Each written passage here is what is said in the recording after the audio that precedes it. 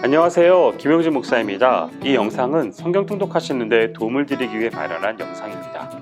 통독을 하면서 익숙하지 않은 배경과 내용들로 인해 어려움을 겪는 성도분들이 조금이나마 도움이 될까 싶어 마련한 것인데요. 조금만 관심을 기울이시면 읽으시는 데 유익이 있을 겁니다. 그럼 오늘 읽을 부분에 대한 안내를 해드리겠습니다.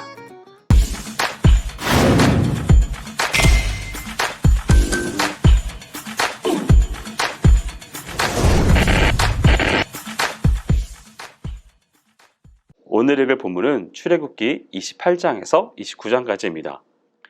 28장은 아론과 그의 아들들의 제사장 의복에 대한 계시입니다. 이것도 좀 어려운데요. 아론과 그의 아들들은 하나님을 섬기는 자들이었기 때문에 특별한 옷을 입어야 했습니다.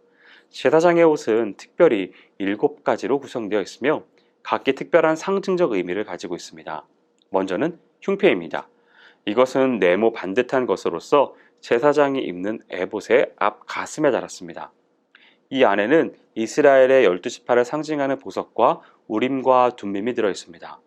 여기서 우림과 둠밈은 하나님의 뜻을 묻는 신탁의 도구로서 그 모양이나 재질이 어떤 것인지는 밝혀져 있지 않지만 대체적으로는 매끄러운 돌로 추정되고 있습니다.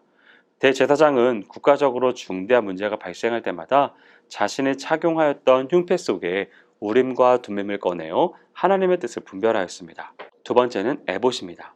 이 옷은 금실과 청색, 자색, 홍색실, 가늘게 꼬은 배실로 만들어졌으며 제사장이 제일 겉에 입는 옷입니다. 세 번째는 겉옷입니다.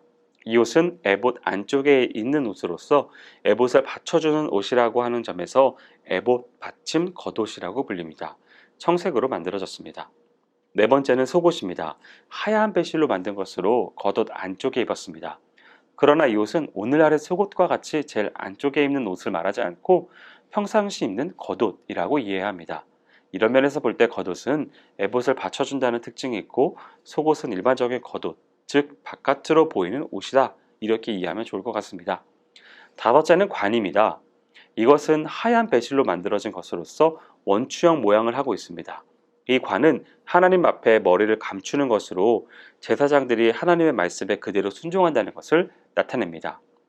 여섯 번째는 띠입니다. 이것은 대제사장이나 제사장이 허리에 두르는 끈으로서 옷이 내려오거나 흐트러지지 않도록 고정시키는 역할을 합니다. 일곱 번째는 성패입니다.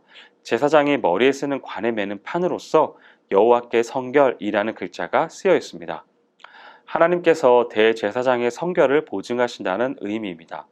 본장에 의복에 대한 세세한 명령이 나오지만 아쉽게도 이 의복의 진상에 대해서는 명확하게 알지는 못합니다. 그럼에도 불구하고 이 의복의 목적은 2절에서 분명히 나타납니다. 이 의복은 거룩한 옷으로서 영화롭고 아름답게 하기 위한 것입니다. 이 의복에 사용되는 물품들은 주로 성막에 사용되는 물품들입니다. 이러한 성막과 의복의 재료에 있어서 유사성을 통해서 의복이 갖는 의미가 얼마나 중요한가 유추할 수 있습니다.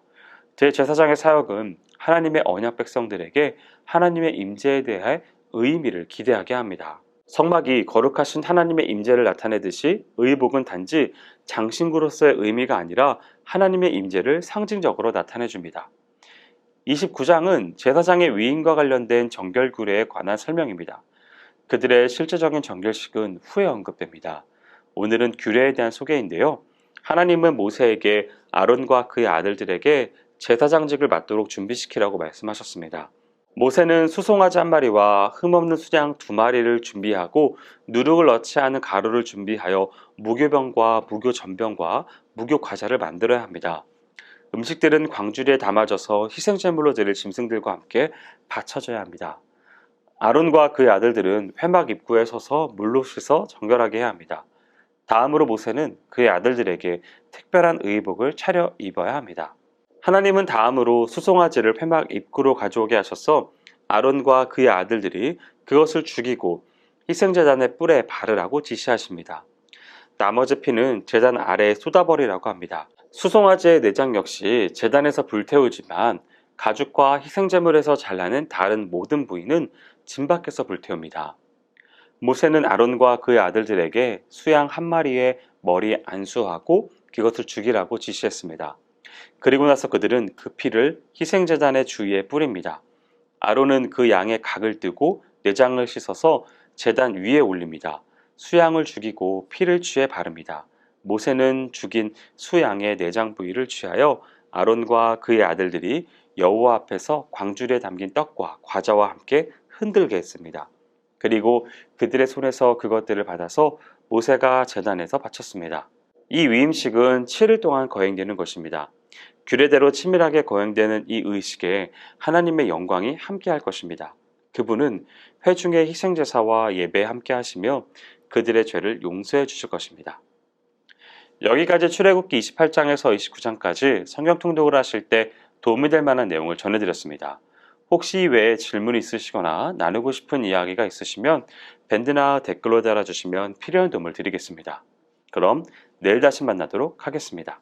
통독 화이팅 하세요.